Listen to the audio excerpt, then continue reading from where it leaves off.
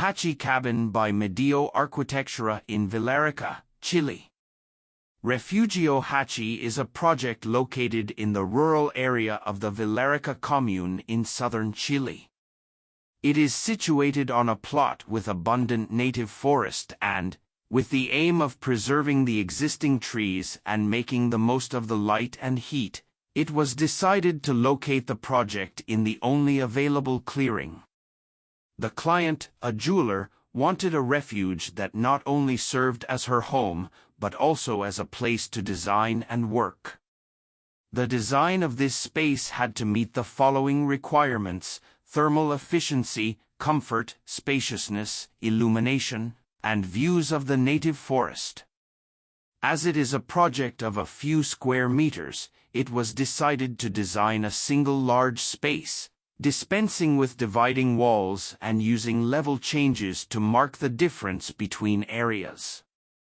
The project has 3 levels. It is accessed from the southeast, the lower level, where the laundry, loggia, and kitchen are located, and where the morning light enters. Then, climbing 2 steps, you reach the main area, where the living room is located, which advances towards the north seeking morning, midday, and afternoon light.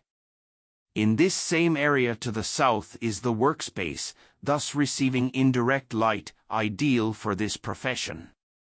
Finally, at the 3rd level, 2 more steps up, is the main room, the bathroom facing south, and a protected island bathtub inside. The latter is located in a volume that advances towards the northwest, offering views of the native forest from all sides. The roof of the project transforms according to each space, generating large windows that seek sunlight and forest views. For the project floor, a single material was sought for all areas, without visible joints, with a rustic appearance, and at the same time easy to clean. With these requirements, vitrified concrete was chosen, which was handcrafted by a local ceramist. All walls and ceilings are made of white bone-painted plasterboard so as not to detract from the origami-like morphology of the ceiling. The wood visible inside is old bridge structures from the area that were rescued for the project.